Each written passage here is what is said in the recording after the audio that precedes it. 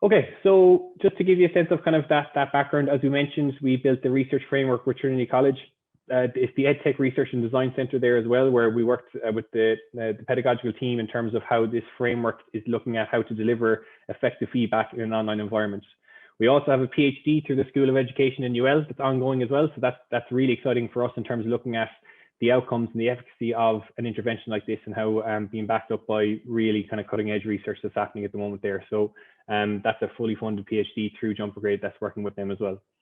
In terms of integrations then, so again, we realized very early doors when we started working with schools that there was a huge amount of time invested in Microsoft Teams and Google Classrooms, the existing learning management systems that teachers had spent getting up to speed on those. So it would have been foolish of us to say we're going to replace what's there. So instead, what we did was we said, okay, how can we build integrations with these platforms to make teachers' lives easier, but not asking them to learn something completely new or change how they work with students from their existing workflows. So in the case of Google Classroom, for example, students don't even realize that jumpAgrade is working in the background. The teacher simply is able to utilize our tool in terms of creating assignments and feedback, and that's pushed automatically into Google Classrooms. So that's really exciting. I'll be able to touch on that in a little while. And then from a VSware perspective, again, it's used in the majority of schools in Ireland in terms of their management system. We integrate that from a point of being able to collect information at the start in terms of setting up schools with the classrooms and students in them, so that when teachers log in, everything is there for them. And we're also going one step further with that in the future, where we'll be able to feed the information insights that you're creating back into VSware in terms of student reports and parent-teacher meetings at a later point as well. And the last point here, just in terms of something that we're very proud of in terms of our background, we were lucky to be awarded Rethink Ireland awardees and Social Entrepreneur Ireland. We're scale partners with them, having originally won the award in 2019. And that's in recognition for the work that we do with the students from less fortunate backgrounds, so our Equity of Education initiative. Something that's very close to our hearts in terms of trying to reach those students that maybe aren't lucky enough to get the support that many others are lucky to. But a really exciting part of that being a scale partner is that we're actually going to be employing 2 full-time teachers as part of that as well from September, and that will be joining the jumpAgrade team full-time as well. So yeah, another really exciting one for us as we continue to grow. Okay, so what is the kind of the landscape and how this all started out? If you look at the original problem that we saw, there's 25 students to 1 teacher in the average Irish classroom at post-primary level in Ireland. That makes it extremely difficult for teachers to try and interact with students on an individual level. And that's before schools closed. Like what we're facing now is just a completely new challenge as well. So this is an age-old problem and hasn't been going away or changing anytime soon. But a really compelling point of information here is that 98% of students who receive personalized instruction perform better than traditionally taught students.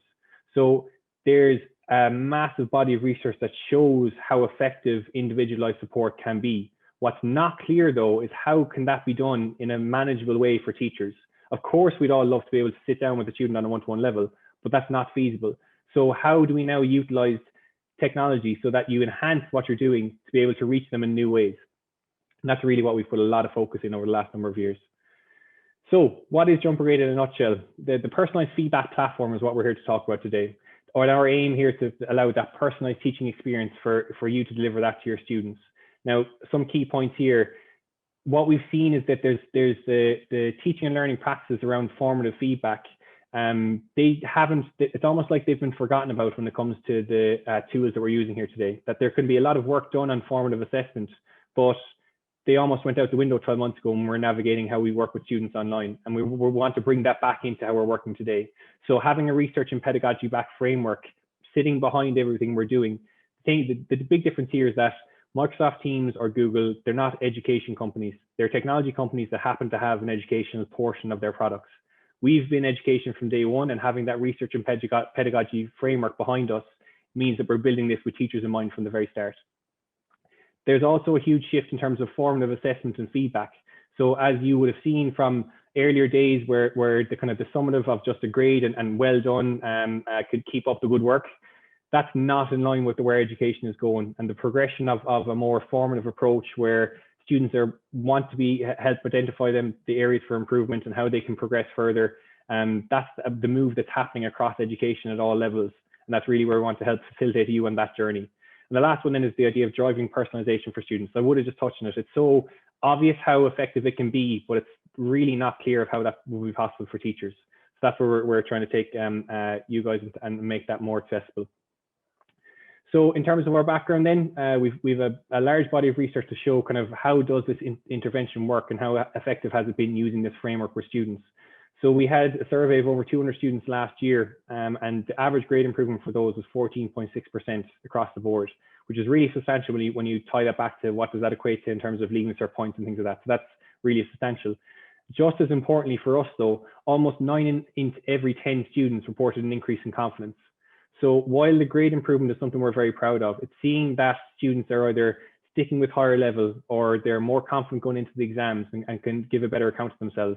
That's just as important when it comes to the intervention and the type of impact we're trying to have. Now we have over 100 schools across the country working with jumpAgrade. Some of those will be on our services side where we have deaf schools and ties to university access programs. But there's a growing cohort of those that are part of our early adopter group that are working with us on the schools platform side. And that's kind of the focus we're here. We'd love to see if there are groups of you here today as well that would be interested in kind of learning a bit more about that, whether you have your own role within the school, something you'd like to interest in trying, or actually having a cohort of or a group of teachers within the school that would be really open-minded towards something like this. It helps certainly if there are any principals here as well. The fact that you're here means you're more likely a progressive principal, but it's definitely something that we'd love to talk to you about as well. And those schools are right across the country. Some incredible schools doing incredible things as well. So something that we're really proud of. Now, just to kind of before I go into any more detail, I want to just kind of stop at this point here in terms of looking at the challenges that we're seeing, and these have evolved as well over the last 12 months. And I'm actually just going to go into the demonstration afterwards. But what are the common challenges that we're seeing teachers and schools facing in terms of the challenges not just around school closures, but actually the more widely adopted use of technology and the different expectations that have come with that. So the big one to kind of start off is that we've noticed that the digital tools have become massively disconnected from the teaching and learning practices. That all of the work that schools, teachers have done around formative assessments previously and formative feedback leading up to school closures, it's almost like that's been parked to the side and we had to now move to using these digital tools. They should be working in unison together. It shouldn't be disjointed. It shouldn't be that you now find it harder to give formative feedback because we're using online tools. And that's really where the integration piece comes in for us to try and make the tools we're using more efficient. The second thing, and I'm sure this is painfully obvious for you guys as well, is the idea that delivering personalized feedback is so time consuming. It's a daunting task if you're an English teacher and looking at 25 essays coming in, how to think of the feedback you're going to provide to that group at a level that will be of that kind of formative feedback standard. And that's really what I'm excited about showing you in just a moment. And that last piece then is the shift from summative to formative assessment. I kind of touched on it earlier, but just that expectation that we would have had before that an individual comment would be enough to suffice for the student to improve in a grade. Education across the board, whether you look at the junior cert reform, what's coming down the line at senior cycle, what the NCAA are talking about, and even like across the board, not just out in Ireland, but outside of Ireland as well. Education as a whole is moving to how that formative assessment is really going to unlock the potential in students, and that's where we want to really assist teachers on that journey. Okay, so what I'm going to do now is transition and actually give a walkthrough of the tool in action. But maybe before I do, it's probably worth just showing the integration level and kind of giving you a sense of what that looks like from a teacher's perspective, so that you can, from a student's perspective, so you can see that the integration at Google Classroom, which is the example I'll use here, seamlessly fits in with what you're doing, and then we can build on that afterwards. What I'm actually going to do is pop into the chat. There's actually a little form here that we've got for anyone who wants to learn a bit more or follow up with us afterwards. I've just put that in there to get a bit more details on us, and feel free to leave your information there. There's a couple of questions at the end that are optional as well. If you do have the interest, that would be great. We'd love to get that information from you. But yeah, anyone who'd be interested in a follow-up, we'd be more than likely to pick it up afterwards as well. Whether that's a free trial for yourself to play around with the tool, or actually have a conversation with your own school if it's something that you're interested in. Okay, so to come back to what I spoke about a moment ago, that idea of how the integration fits within the existing tools that you have. So I'm going to use our Google Classroom as an example here, and just to show you kind of the scenario for students and how straightforward it is in that regard. So let me just share my screen here. By the way, if there are any questions as we go, folks, we're 15 minutes in, and a good way of the ways there already, so we won't be keeping you long at all. But just if there are any things that you want to pop in while I'm sharing my screen, I might miss the chat. So feel free to pop them in, and Mark can let me know if they come in. Okay, so what you're looking at here is the Google Classroom environment. Again, those of you who use this tool will be very familiar that this is what an assignment looks like. For those of you who are Microsoft Teams schools, don't worry. Again, we're working very hard on integration as well.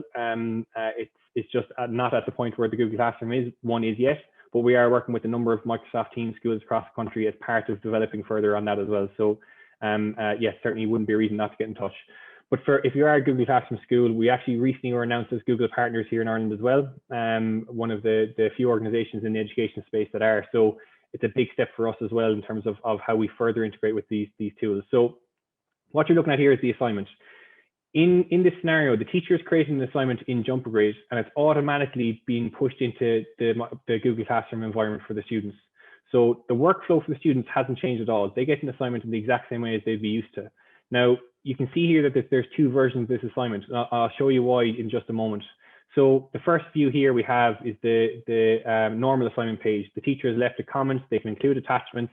You can see the submission of the student's work has been turned in, so they've taken photos of their work and submitted them online. Nothing you see here is any different to what you'd be used to if you're a Google Classroom school. The only difference is that the actual assignment has been created within jumpAgrade and automatically pushed into Google Classroom for the students to use. Now, the second thing, the reason why we actually take that into the jumpAgrade platform is to add this layer of insight. So with every assignment that's set out, we also have this confidence survey, and we ask students with every answer, how confident are you in your answers? So they can either tell us that they're highly confident, neutral confidence, or low confidence. And that's really important because the research that we've done, the framework that we've built, shows the importance of confidence in effective feedback. And our system now is pulling both the student submission and their confidence level together in one place. So you can now see across your whole class the different student submissions and their confidence levels as well. So I'll come back to that in just a few moments. Now, fast forward to the point where we have provided our feedback. And again, we'll touch on all this and go through it, the practicalities of it from a teacher's perspective in a moment. But think of this as after providing your feedback, you've now automatically notified the students here that their feedback is available for the entire class. So once you've finished the feedback process in jumpAgrade, you click on the button and that sends an announcement to the class to say that the feedback is available. So what's that feedback look like? The first thing here is that they'll get the notification to say that the feedback link has been added to their assignment. And this link here is an individual link to every student in the class. So all 25, 30 students receive a link to personalize feedback for them. And this is really where we're unlocking that idea of being able to go through a class in a manageable way, but provide a level of personalization that they wouldn't have had before.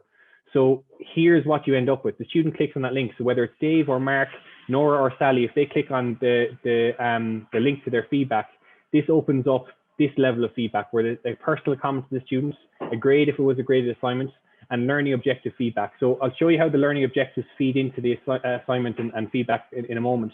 But the idea here is that by grouping students based on common areas of need, you can provide a level of feedback that you wouldn't be able to do otherwise. So now you can see that the language here is how did you do? How was your process, your next steps? And then any additional attachments that may have been included as part of that as well.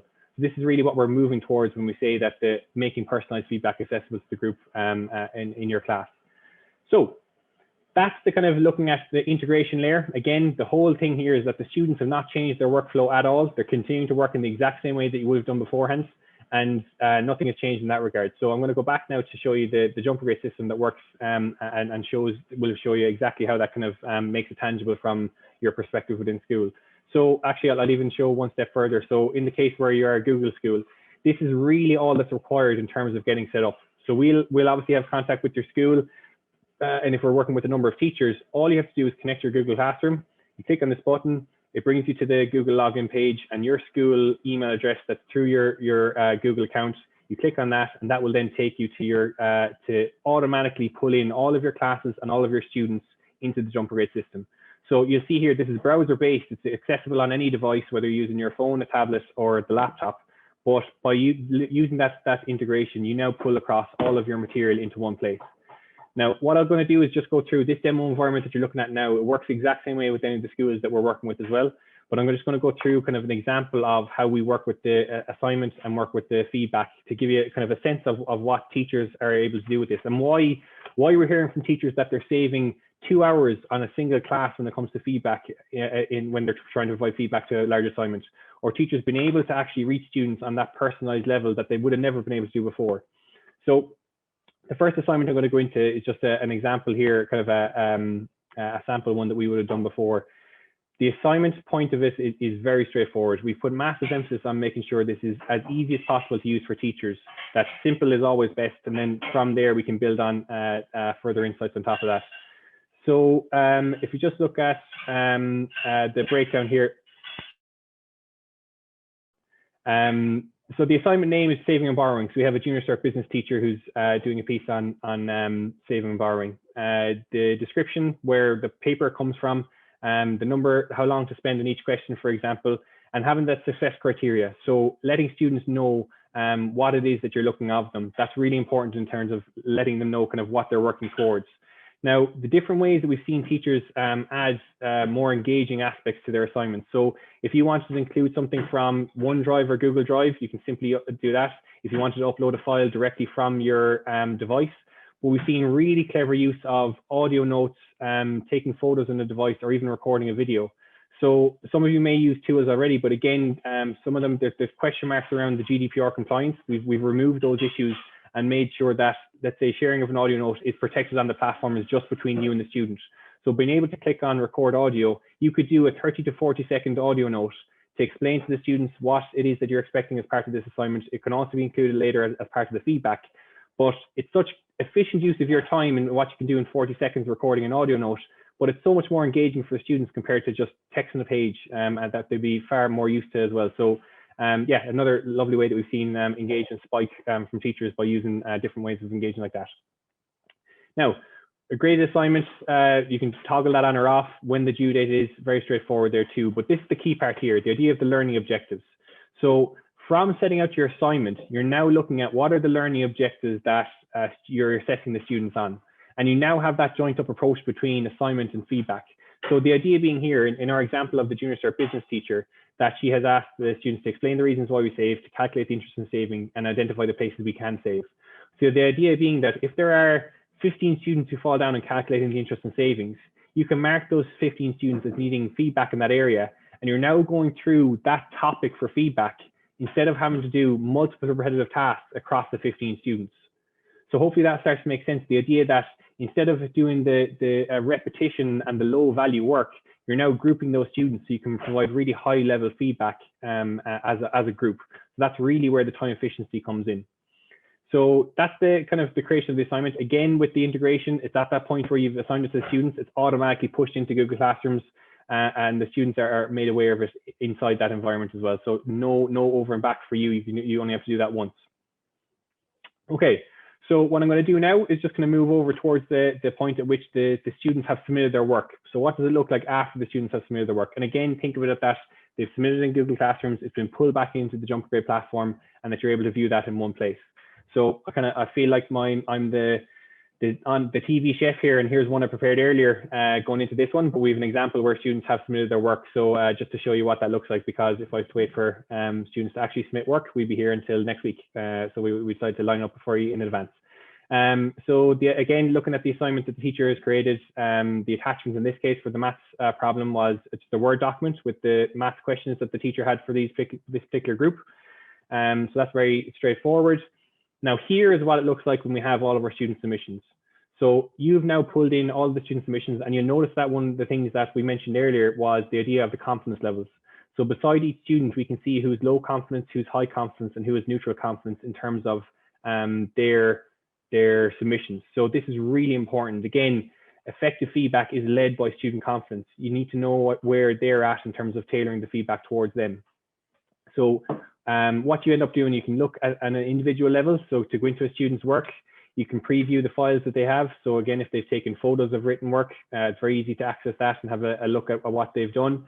And then you can toggle between students as well. We're doing lots of work here to try and make this whole process as seamless as possible. We know it's a massive problem area for teachers in existing tools.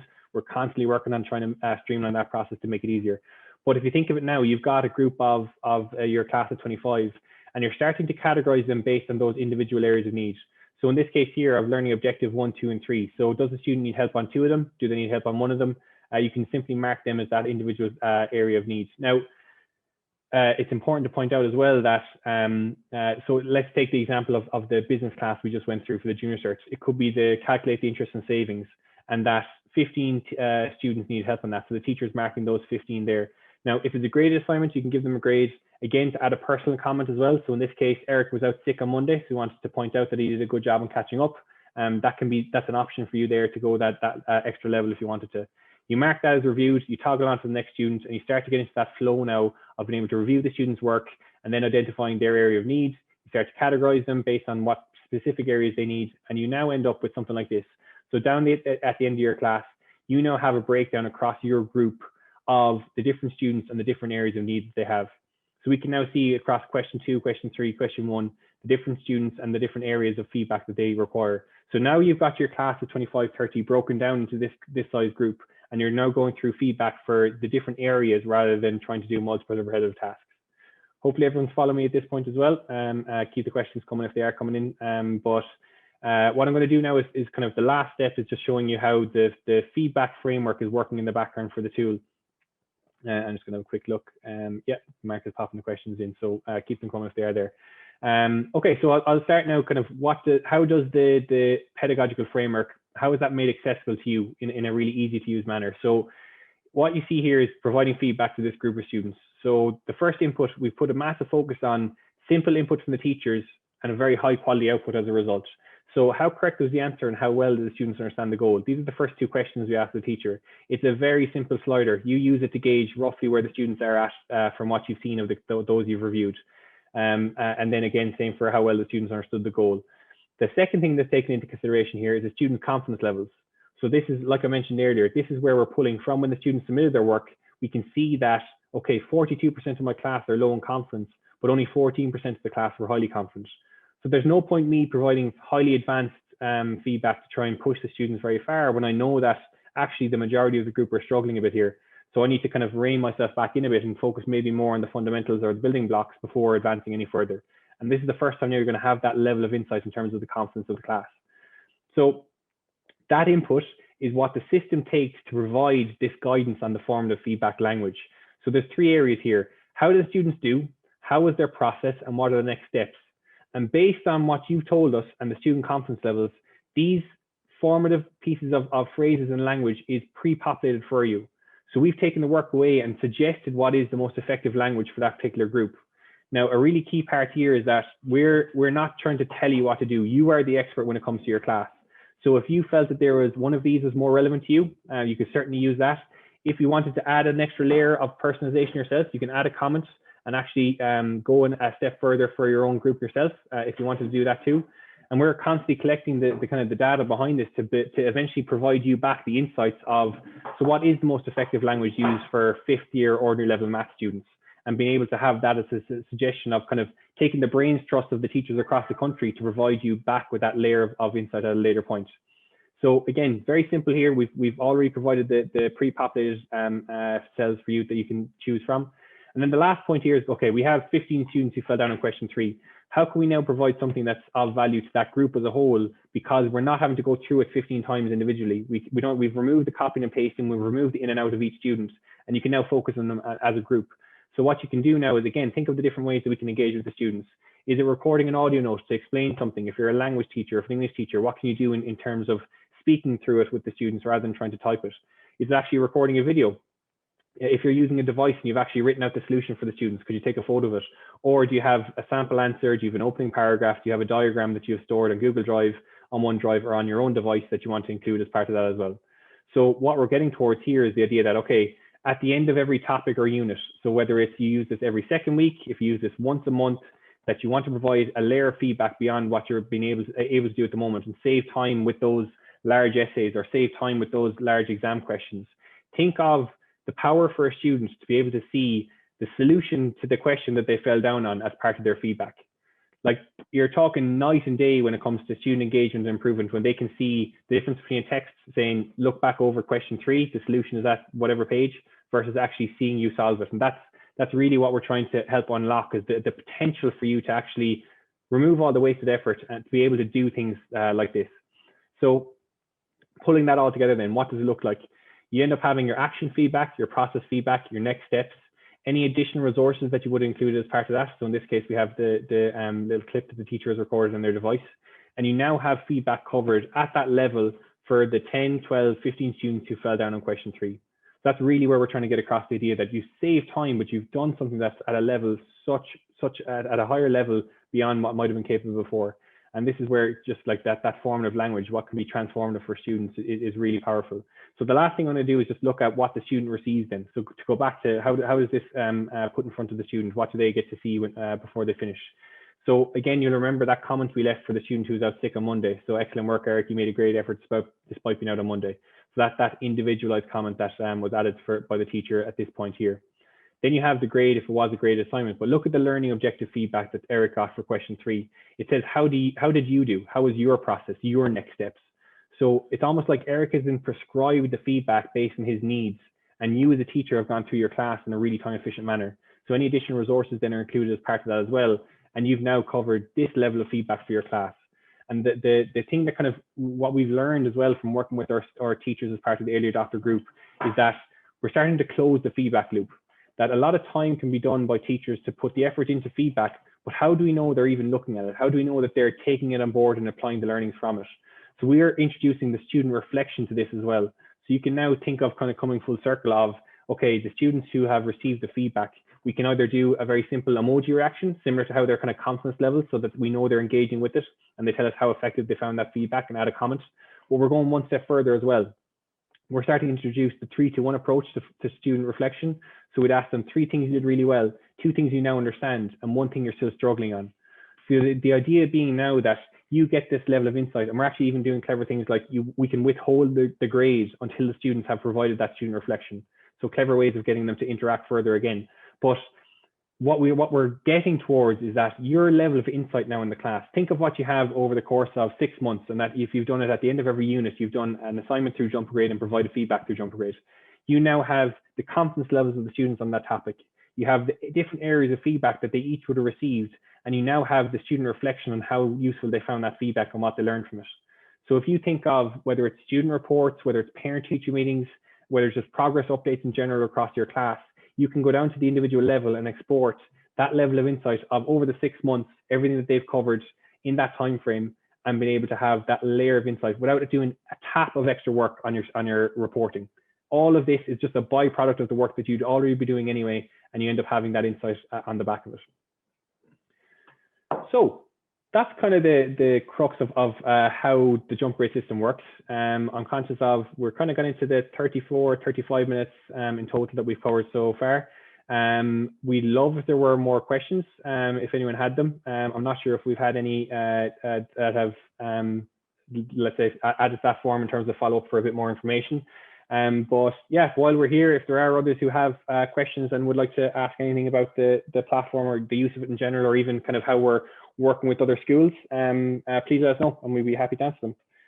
So I will give it a moment unless anyone who has questions to dive in. And yeah, anything that come privately to you, Mark, that the question that maybe wasn't come up in the public chat? No, Dave, I suppose the big thing was just the integrations with the 2 LMS systems currently. So I think there's a good mix between everyone in the audience here. So I suppose you touched on it there, that the integration is fully built with Google Classrooms, and Microsoft Teams one will be built, I suppose, before September for the full school rollouts. Absolutely, yeah. And we're working closely with Microsoft now as well. So I suppose part of the early adopter group that we're working with, some of them get to see things before the public eye does. And that means, yeah, for those who are interested, we'd certainly be happy to bring you in on that as well. Okay, so we've managed to keep it pretty tight. What we can do is we can stay here, certainly for anyone who does have any more questions or anything that we haven't covered, just let us know and keep the chat going. But other than that, folks, I think we can give you your evening back. And yeah, thanks for joining. We appreciate your time on a Tuesday evening. So yeah, thanks a million for your time. And great, glad to hear, Lisa. Yeah, enjoy yourselves, folks. Stay safe, and we will speak to you soon, hopefully.